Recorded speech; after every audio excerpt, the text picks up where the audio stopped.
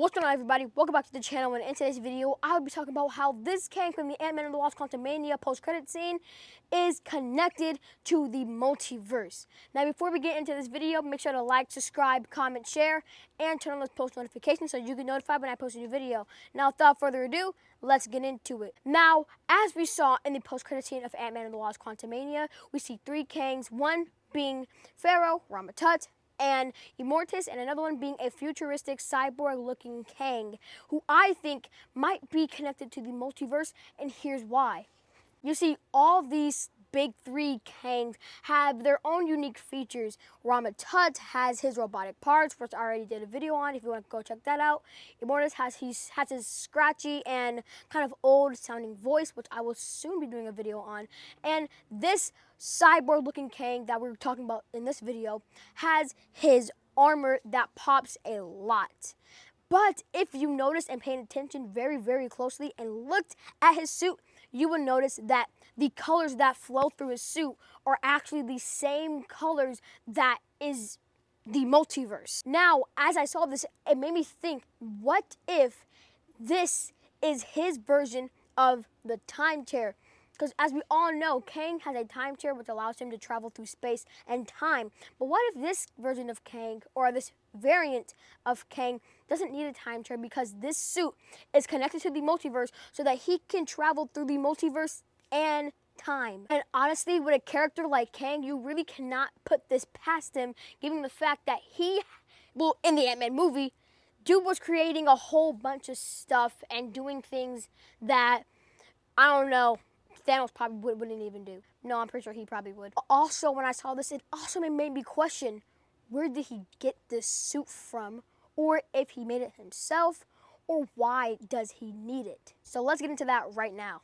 One of my highest questions is, why would he need something like this when he has the time chair? I feel like would be more comfortable, and Kang would want it to feel more like a king than a knight in shining armor. See what I did there? So it got me thinking, what if this suit is not just for him to travel through the multiverse, if that's even what it's for, but to defend himself up against real threats like the Phoenix or like a Celestial or the Scarlet Witch, beings like Nexus beings like that. Or maybe, like I said in my post-credit scene breakdown, this is just his version of an Iron Man suit. Because in that post-credit scene video, I said that he might be connected to Iron Lad, who in the comics is a young Kang variant of Kang, who joined the Young Avengers but had to go back to his timeline to keep the timeline that he was in alive and keep his friends alive and keep the Avengers alive. So maybe this Kang is just the MCU's version of an adult Iron Lad. And this is his, I guess you can say, Iron Man suit. But what if it's not his Iron Man suit and it's just something to protect himself so he doesn't end up like this Kang variant being Ramatut, you know, with half his body being slit off. And just like in my last video, we'll be coming up with some scenarios that might have given him this idea. So let's say, once again, he was in a battle and he went up against the Avengers. And in the Avengers, this team consists of Iron Man, let's say Iron Spider, War Machine, and Captain Marvel. I'm just pointing out these specific characters because maybe their powers, or someone like even Thor, someone like him, their powers overwhelmed Kang.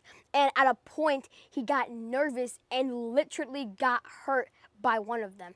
Maybe Iron Man, War Machine, and Iron Spider maybe they all just super blasted him and it gave him severe burn on his body, and he covers up that severe burn with this time-traveling technology that he wears, not only to travel to time, teleport, and travel to space, but also to protect himself.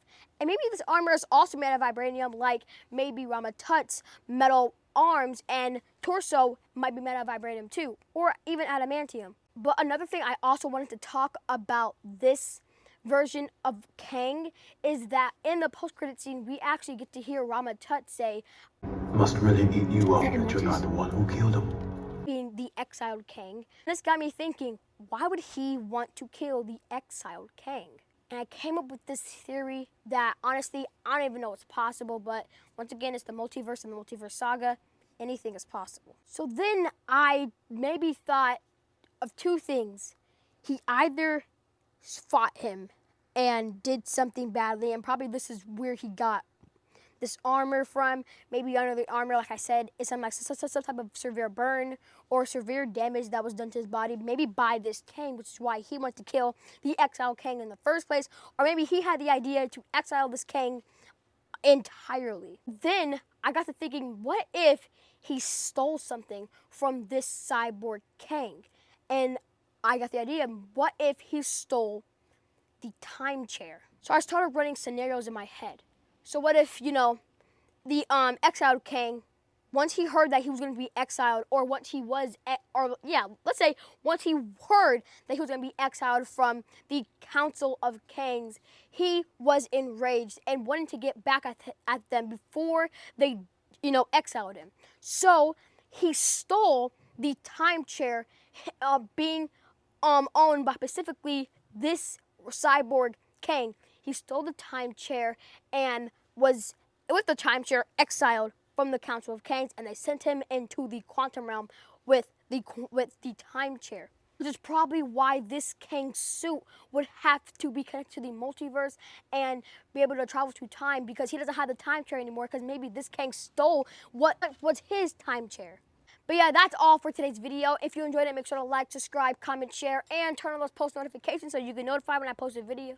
When I post a new video, why did I just kind of mute out there? And yeah, have a good day, and I'll see you on my next one. Peace!